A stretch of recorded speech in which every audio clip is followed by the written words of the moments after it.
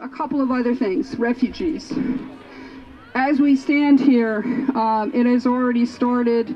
Refugees being prevented from boarding planes that are already fully vetted to come to the United States.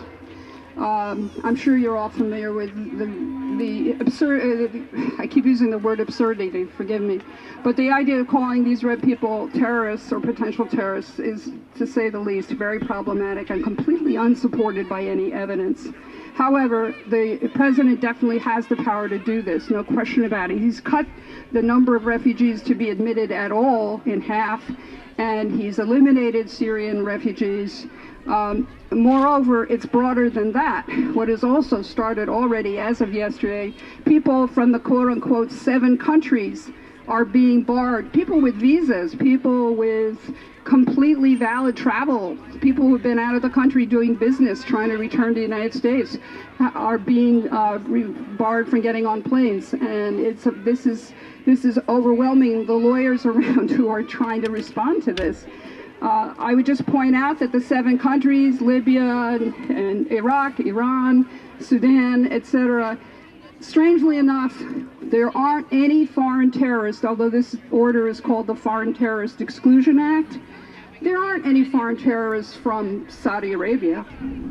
There aren't any foreign terrorists from Afghanistan. There aren't any foreign terrorists from South Sudan, and so forth. I mean, it's very interesting how these countries have been identified and these people are being barred.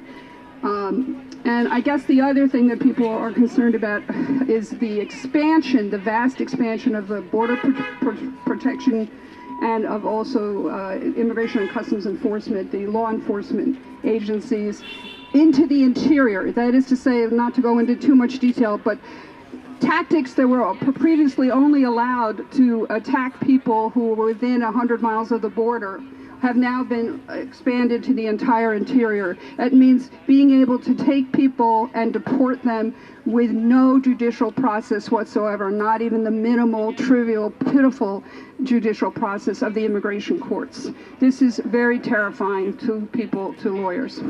Okay. I don't know, you probably, so please, read about and become knowledgeable about what's going on, but what should we do about it? I just have to add one thing. Also, for the first time ever in American history, as far as we can tell, government sanctions are being imposed on people who not only haven't been convicted of crime, but have not been charged with crimes, but it's alleged that they have at some time committed a criminal act. If this sounds a little like 1984 to you, it should. And it gives you an idea of what immigrants are up against. And that leads me to my last point, really, which is what can we do in response to some of these incursions? Much of what is going on, it'll all be attacked in court, but that's going to take a very long time, and I'm not that optimistic about being able to stop many of these movements. So what can we do?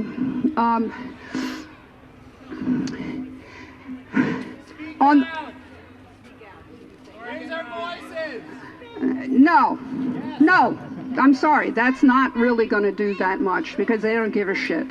Okay? What I would like you to do is something that could mean something, which is, for example, to hold Governor Cuomo to his phony promise on November 20th when he stated that he was putting in his budget $10 million to provide legal services, desperately needed legal services for immigrants. He took a big bow, he got a big bump, he was very proud of himself, first governor to do this, although these other San Francisco and Austin and Los Angeles and other in Washington, D.C. are doing the same thing, and New York City. It wasn't in his budget, not a dime, not a penny.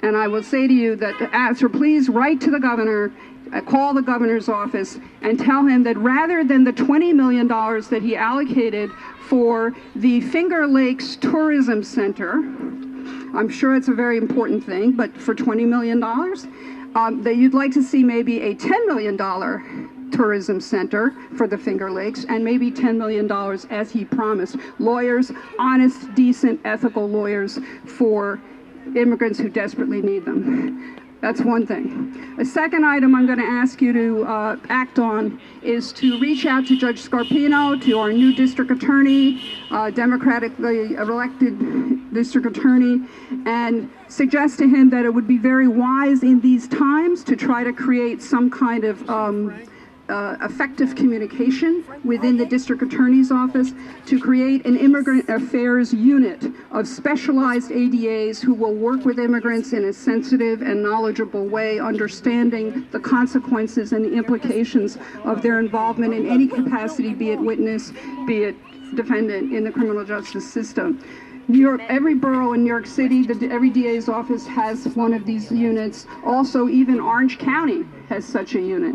I ask you that Westchester, of all places with more than 27% foreign-born people living here, ought to have a proper immigrant affairs unit in our DA's office. So that's a concrete item that I ask you to do. The third thing is I ask you to get information out to people you know who are afraid to look for help and seek help, and to tell them where they can get safe, competent, responsible help. On the table is a list. On the white papers on the table, everything's a different color, is a list of local attorneys, local offices, and local resources, as well as online resources for you to get information to inform yourselves and to pass on that information to others who may need it. I would ask you to do that. Also, I commend you two websites to keep in mind and tell people about. One is called immi.org, IMMI.org. There is also an app. And immigrationlawhelp.org, Immigration Law Help, all one word. Those I would stress, because we do have this terrible problem with lawyers and non-lawyers who take advantage of immigrants and not just take all their money, which is bad enough, but they put them in harm's way in the system with dreadful consequences. And going forward, I would ask you to please support further legal services for this community. Okay, also on the table you'll see the lavender. The last thing I want to mention, there's a hotline. New York State does have a hotline for immigrants who are seeking help. So please keep that number available and help people locate it as well. And finally, you know, if you can keep up the pressure in terms of the only thing that's really going to help immigrants in the long run in this country at this point. Legal help is desperately needed, but what we really need is a Democratic Congress. So do something. Something. Yeah! Thank you very much. Thank you, Vanessa. Stand up for freedom! Thank you, Vanessa Merton. Do avail yourselves of all the information that Vanessa has made available that will be there through the end of this. Vanessa, big hugs to all of you for being here. Our next speaker, Janet Rowland.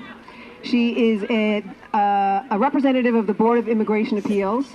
She is the Deputy Executive Director of the Westchester Community Resource Center. Since 1998, they have been providing educational programs, case management, and referral services, and advocacy for immigrants and low-income families in need. In the past year, they have served over 3,500 adults and children. Their website is crcny.org. They're out of Mamaroneck, and I thank Janet Rowland for being here. Thank you very much. Can everybody hear me? Yes? No? Okay, so how do I do this? Maybe closer, right? Can everybody hear me? Thank you. And thank you for joining us today. Thank you for being here and supporting our community. My name is Janet Rowland, and I represent the Hispanic Resource Center. And tonight, I want to remind our community that despite the divisive, recent actions taken by the Trump administration, we will continue to support and defend the immigrants in our communities. Our values remain the same, and our work matters more than ever. Right? Yes.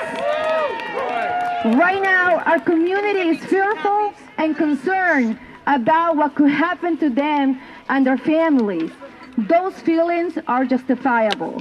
However, acting out of fear could lead to damaging consequences, like Professor Merton was saying, that, immigrants desperate looking for immigration services could be preyed upon by unscrupulous attorneys or notarios who could just charge thousands and thousands of dollars for them to apply for any immigration relief that might not be available for them. I'm sorry, I have to change page. So I have clients every day with questions about how they can adjust their immigration status, how they can work legally in the U.S., how can they be part of the American society, of this government. And unfortunately, for those clients, sometimes the answers are not what they want to hear. So they go with attorneys who, with full promise, just serve them and unfortunately end up being deported, end up, be in a much worse situation. So what we have to do today, and what you have to do, is spread the word about these scams, these frauds that our immigrants are falling, victims to, and inform your friends, informs your neighbors that there are community centers that provide trusted information, that provide a list of trusted attorneys that they could actually help them. So I'm just gonna be brief, but thank you very much for showing your support and for telling our communities not to live in fear, because that is not living. So thank you, and thank you for having me here. Thank you very much, Janet. Next up, we have Sarah Stern, who's going to talk to us about a march in Sleepy Hollow tomorrow, because showing up is what we need to do. Sarah.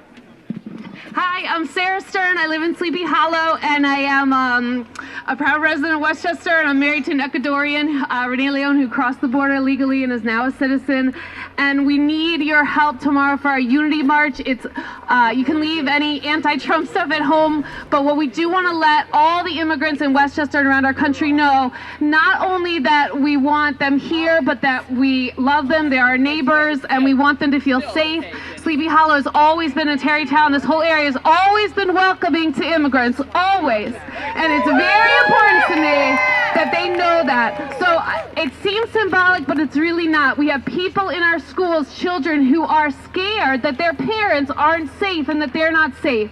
And when they come out of church tomorrow, 700 people attend the 12 o'clock Mass. When they come out of church and they see a united force saying, we want you here, you're protected, you're safe, we love you, it's going to matter. So if you can't come, but you can get someone who can, that's great. If you can post it, whatever you can do to be there. Today, Krista Matz and I were handing out flyers to our friends, and we were approached by a man who introduced himself as a white supremacist on Beekman Avenue outside Amazonas.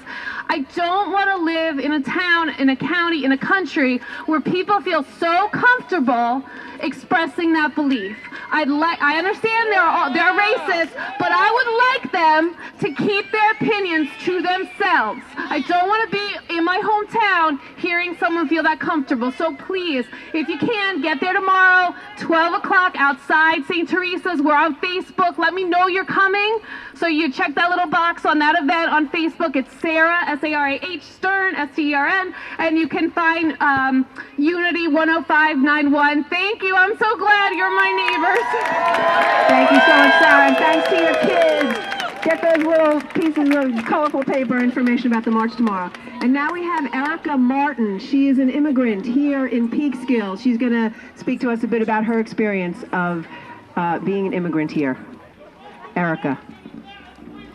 Hello, my name is Erica Martin, and I moved here many years ago from Peru. Many people say, that Trump created racism. That's not true. He woke them up. They were sleeping. He woke them up. There is a lot of them. When I was pregnant 8 years ago, and we went to the bank with my husband, and I asked for the bathroom. My husband went across the street for get some food. So I asked for the bathroom, and they told me there was no bathroom. So when my husband came in and kissed me, 3 people from different places came and asked me if I want, if I want the bathroom, offering me. So this is not new. This is not new. And one day, my daughter was in the bus. She was riding the bus to college, and someone approached her, yelling at her, demanding if she was legal, if she has papers, she has Social Security, if she has a green card, and where she live. My daughter was so scared. She was so scared, and the driver and the people who were around her asked him to leave her alone. And she was so scared to get out of the bus, thinking the guy might be outside waiting for her. This is happening, and all we do, for the people who come here to this country, we come here to work because we want to give our children a better life. That is not a sin. That is not a sin for someone, like us to want something better. Erica, Martin family, thank you very much for coming out and speaking out and having your voice be heard. Next up, Hastings' very own mayor who's seeking to serve us for another term, Peter Swiderski.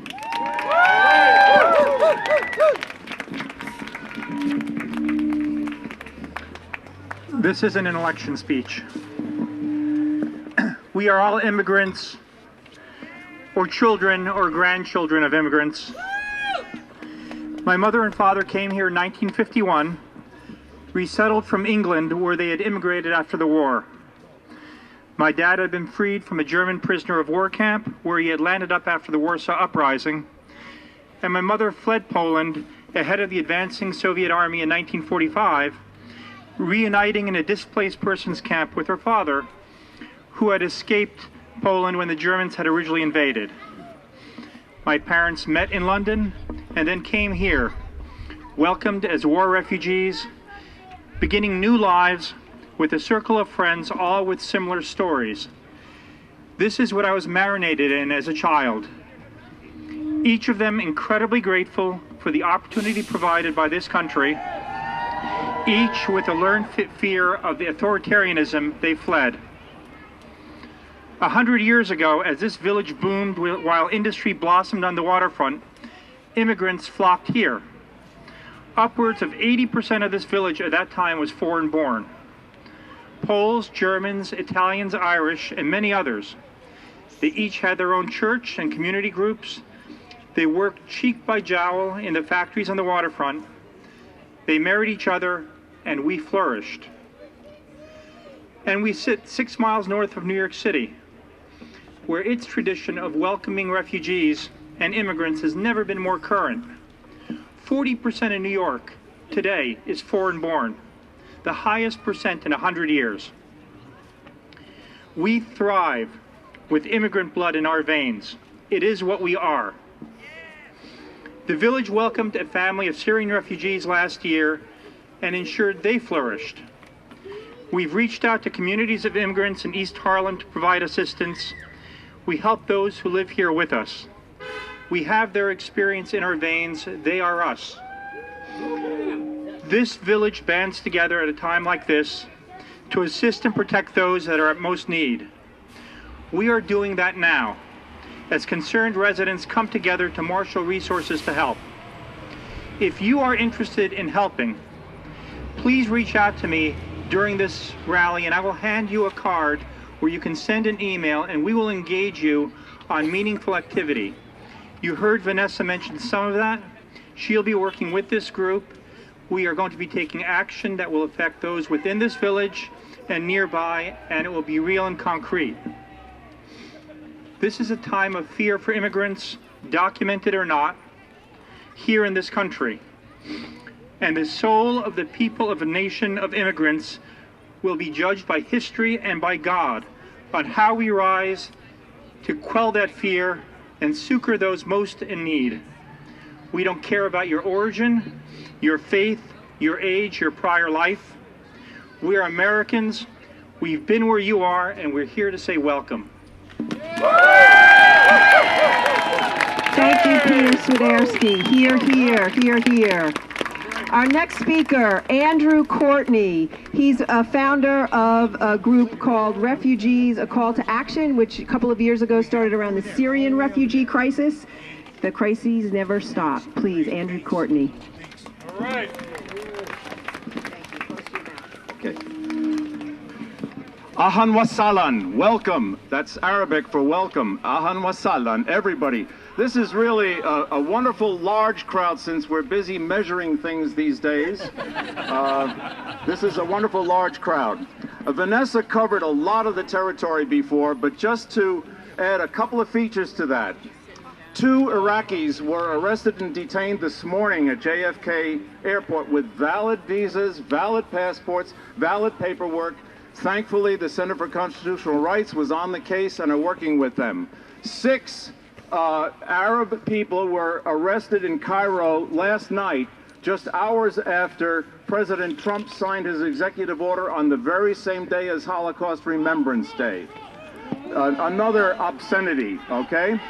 What I want to tell you is that for the past 2 years, what we, the Call to Action on the Syrian refugee crisis in Westchester, have been doing is to help organize in the communities of Westchester and Rockland County to build a base in the communities for those groups that will come together to welcome a refugee family. Now, just Wednesday night, Astorino up in Cortland with a monstrous crowd of about 800 people, I heard him say that there is no vetting process for the Syrian refugees. This alternate fact has been leaping out there over the months when in fact there are 8 different federal agencies that vet Syrian and Iraqi refugees over and over for up to 2 years in the refugee camps of Jordan, of Turkey, of Lebanon, up to 2 years. So right now as we speak, there is a family, and I emphasize family because all of those refugees coming to the United States are families. Not a single 25-year-old young guy is among that crowd. It's all families, okay? There's a family that has been vetted for the past 2 years. Over and over again, the vetting process, repeating the questions with the 4-year-old, with the 8-year-old, vetting them in the Zatari refugee camp over and over, who were about to get on a plane, about to be resettled in Butte, Idaho, which, by the way, resettles quite a few Syrian refugees. There are 407 Syrian refugees in Lancaster, Pennsylvania, right now. In Westchester County, there are 6 in one family that arrived last week. Under the wire, let's put it that way. So just for information purposes, there are 2 things I'd like you to know. In our periphery, and I say periphery because there are refugee families on our edges. Ridgefield, Connecticut, a Syrian family. Stamford, Connecticut, a Syrian family.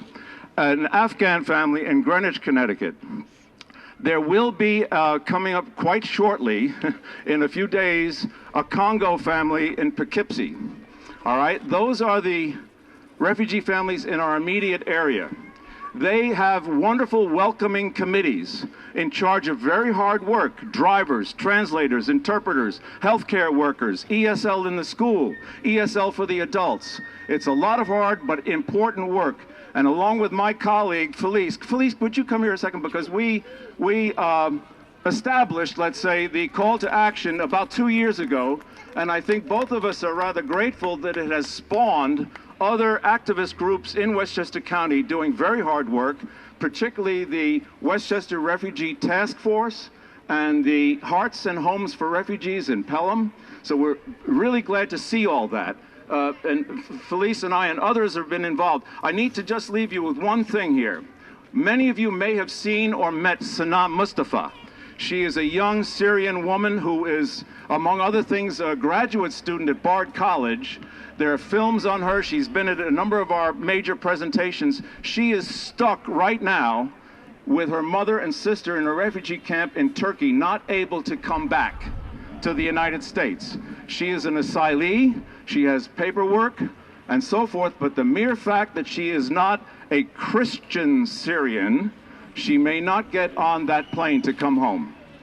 So that I'd like to leave you with that. Please pay attention to, we still need to build the resources in our communities to receive refugees, to build the kind of consciousness in our towns and villages. And I'd like to ask you, how many people here are in school, like high schools or colleges? Can we see a hand or two?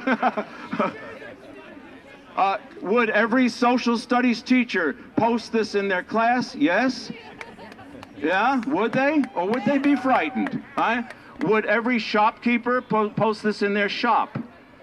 Do we need to begin to wear large buttons that say, I stand with Muslims? Do we need to design that button, or with immigrants? All right? Yes. Do we need to think of the next steps upward? Felice, do you have something you'd like to add? Or do you want to put this on your car to say to everyone, we are not going to put up with this. We're not going to stand for it. And we can take action ourselves, as Frank said, in our own communities. We can make sure that our politicians know that this is not a time of compromise. This is not a time of normalization. This is a time when we actually want our government to serve us, the people who actually did not elect the president. Thank you so much, everybody. Thank you, Andrew Courtney. Elliot Engel is next on my list. Is Mr. Engel here, or Joseph? Would you like to? Okay. Well, okay, so we'll move on. Next up, this man has been a public servant for 50 years. I would say since when, but we won't give away your age. He was a Westchester County legislator in 1983. In 1991, he became the Greenburgh Town Supervisor and has been serving us as the Greenburgh Town Supervisor since then. Paul Feiner. Don't climb over the... Oh, you're going to stand right there. First of all, I'd like to thank you for inviting me, and I'd like to thank everybody for attending today's rally. There's one thing that I like about Donald Trump, and that's that he's getting everybody involved. I feel that as a result of Donald Trump's policies, there's a lot of new activists, people who were never involved in public service before. And today's activists, some of the people who are protesting today for the first time in their lives, you're going to be future elected officials. Some of you will be legislators, members of Congress, maybe a future president. So I feel very, very strongly that it's really so refreshing that there's so many people who are speaking out and letting the White House and Congress know that we're not going to take it and we're not going to shut up. We're going to be involved and we're going to speak out and we're not going to be intimidated. Speaking for myself, in the past, my activism was sort of fighting for bikeways. But I'm so angry and I'm so upset that, I feel that I'm going to stand up, speak out, and I want the town of Greenburgh to be a model for other communities in the nation when it comes to immigrants and when it comes to civil rights.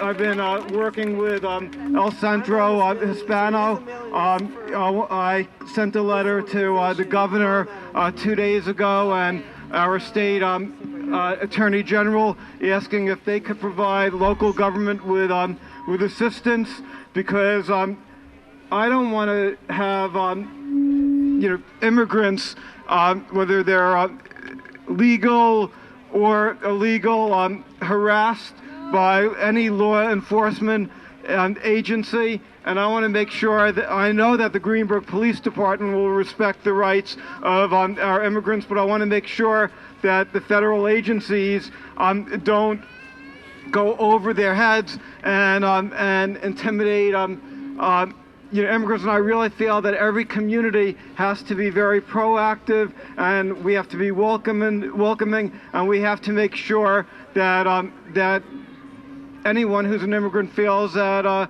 they're being treated fairly, and we have an open door policy. And just one other positive thing, I'm a member of Woodlands Community, Temple, which is Greenberg, synagogue. We have 400 members in our temple, and so far, over 100 of the 400 members have volunteered to help a Syrian refugee family. And the members of the Syrian Refugee Task Force at my synagogue, we're not only interested in helping, we're interested in helping them, one-on-one, providing them with the services that they need, and that's what I really think we need more of. We want a Syrian refugee to come and live in the town of Greenberg. Thank you, Supervisor Feiner.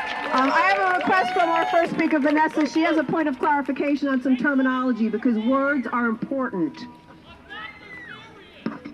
Thank you. Paul, I love you, but I just want to explain to you, I didn't have a chance to say this, and my blue chart illustrates this. There is no way that anybody can assert that anyone is in this country unlawfully. It is so complex. The American immigration law is so hellaciously complicated. There are so many different ways that people's status could be regularized if they had competent ethical counsel, that it is absurd to think that an ICE officer, or let alone somebody in a school, somebody in a police officer, someone without a great deal of training, could simply ask somebody 3 questions and make an assessment. Oh yeah, this person's illegal. No, that is factually wrong. It is completely not possible to do. And a giant myth has been promulgated that there are discernible, detectable, identifiable people. Only after a lot of analysis and process can you reach that conclusion. So I just want to caution you, illegal is not just simply offensive, it's stupid. Thank you, Vanessa. Some words are more important than others, so pay attention and use your critical thinking. Priscilla Reed, are you in the crowd?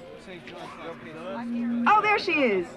Priscilla Reed, stalwart at Concerned Families of Westchester. So pleased you could be here today with us.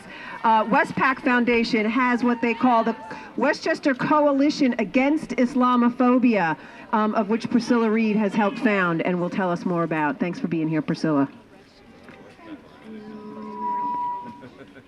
Can I be heard without breaking your eardrums? Yes. Okay. Hello, assalamu alaikum. I'm here to represent the Westchester Coalition Against Islamophobia, which is a grassroots volunteer association of concerned citizens who've come together to stand up against bigotry and prejudice against Islam and Muslims. And I require notes. By the way, I almost goofed up and said good morning and then recognized that I'd be dealing in alternative facts.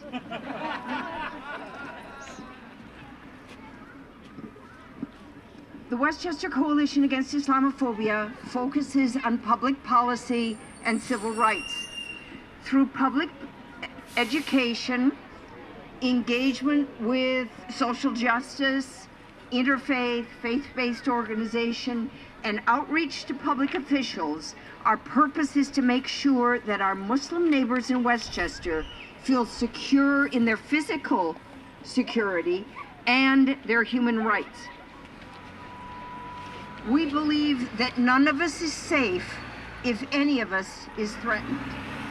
Among our activities are public events, one of which is tomorrow, and I can't let the occasion pass without telling you about it. I just happen to have some half-page flyer in my purse to pass out. The event tomorrow, Sunday, January 29, is entitled Hate Crimes Against Muslims, Prevention and Remedies. It's focused on the problems Muslims are facing today.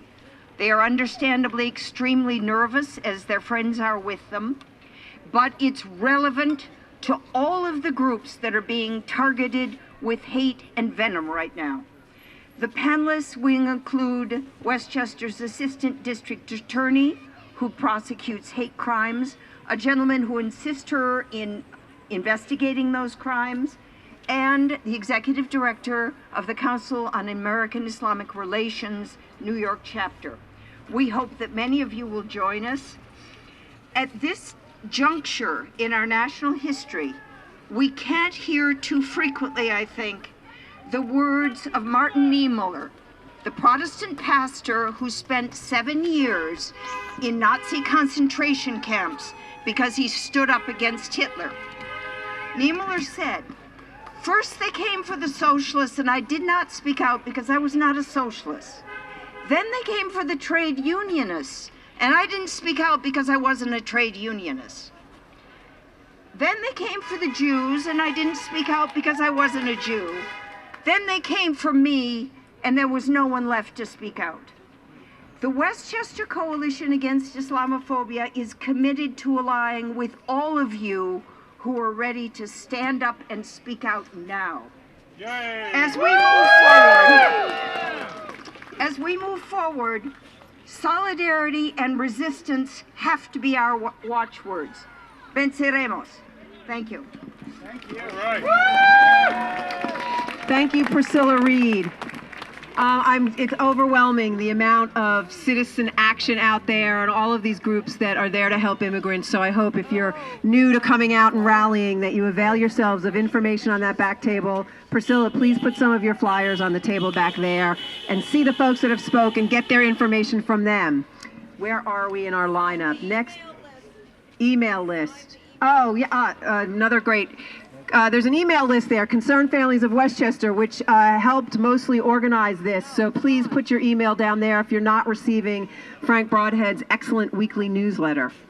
Next up, Ellen Hendricks, Hastings' very own Ellen Hendricks, who serves us as a public servant through Mary Jane Shimsky's office, the Westchester County Board of Legislature. Ellen, thank you so much for being here, among many other things that Ellen does.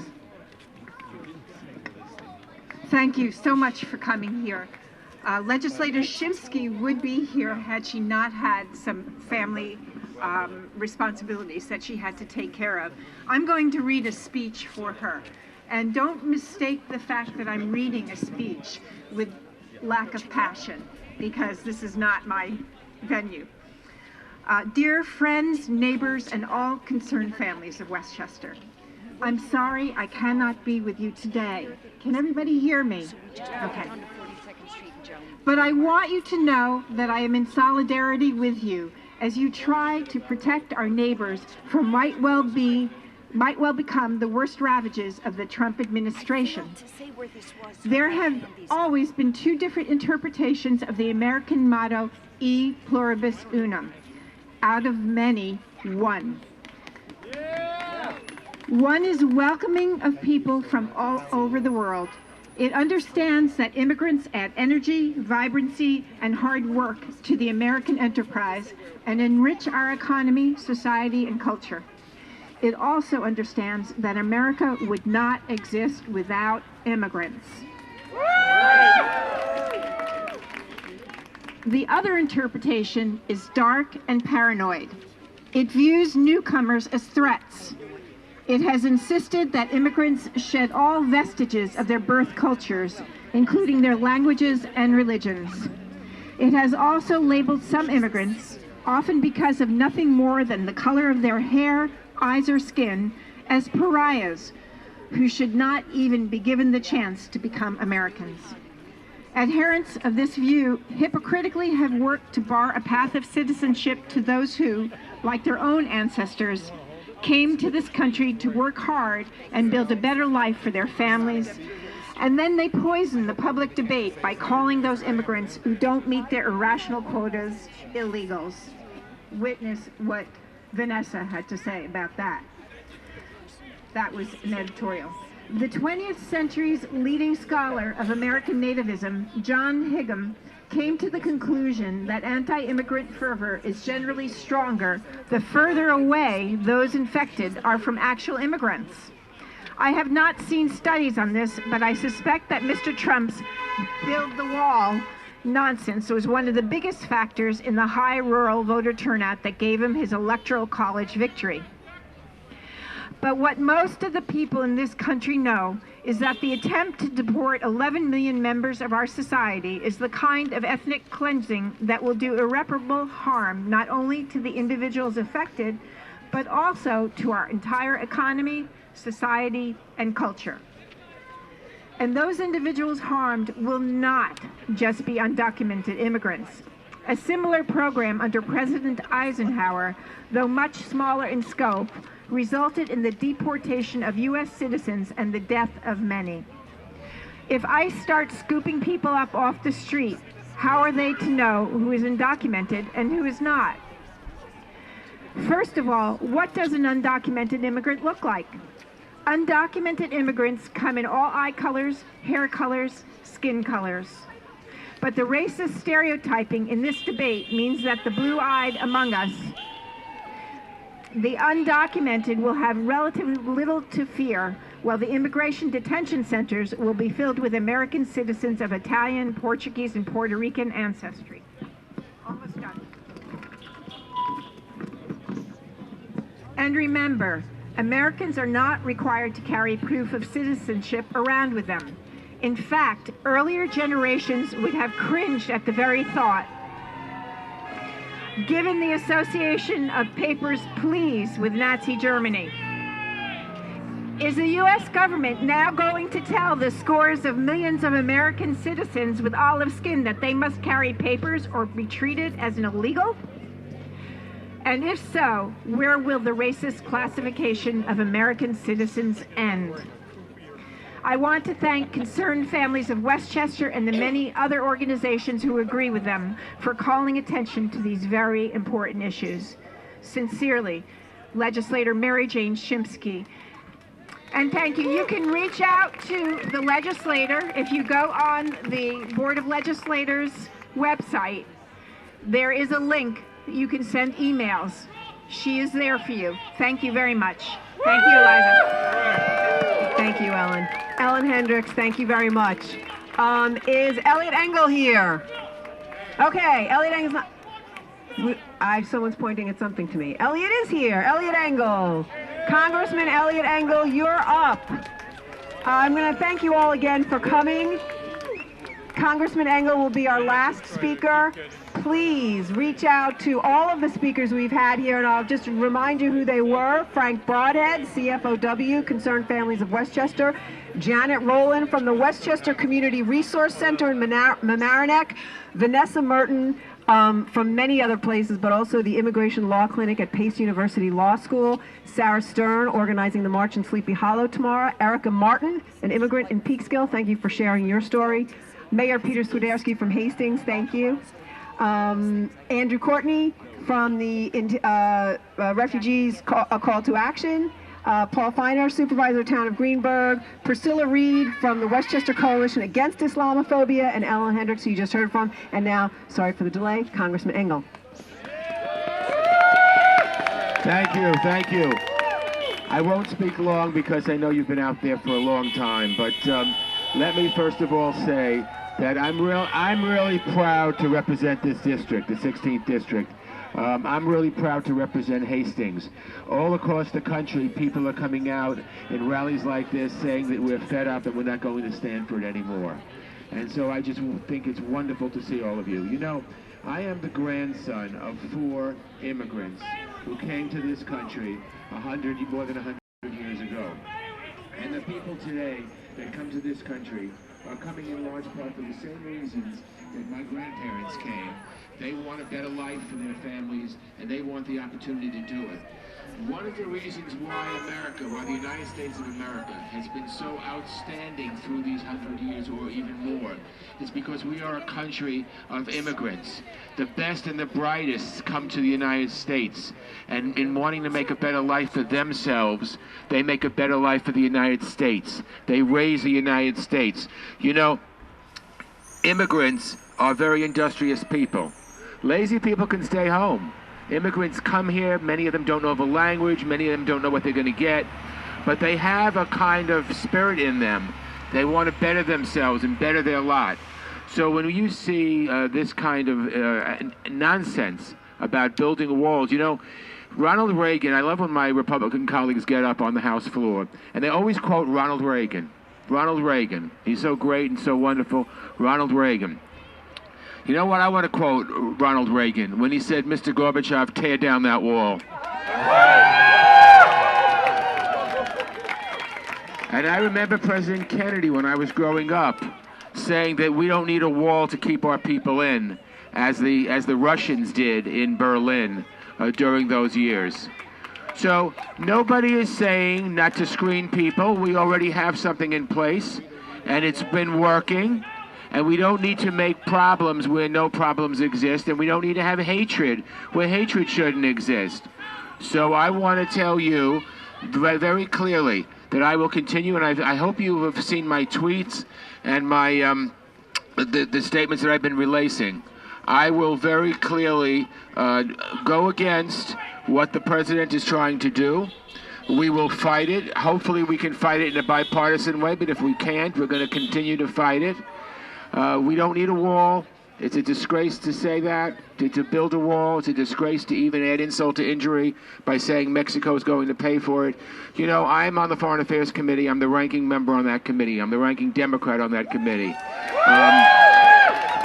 And I want to tell you, we're going to have hearings, and we're going to push it, and we're going to let people know that we are not going to stand for this kind of nonsense. Not Islamophobia, not any kind of phobia.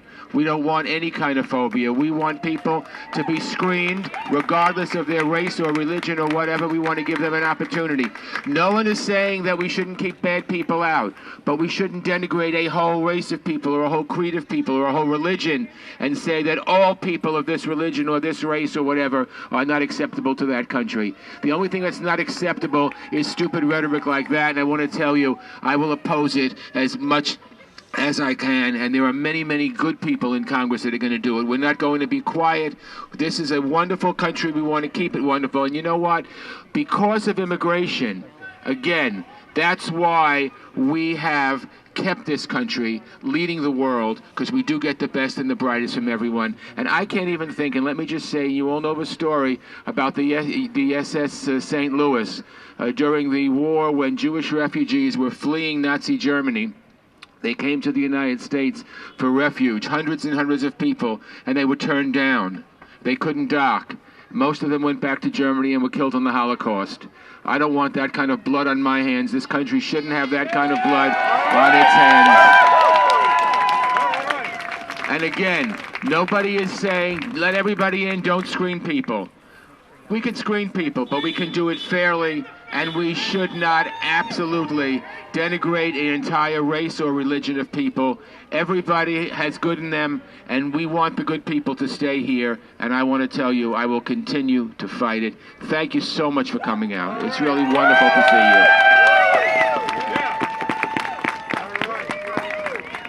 Thank you, Congressman Engel, and thank you all. Frank Broadhead, if you can hear my voice, is there anything else you'd like to close out with?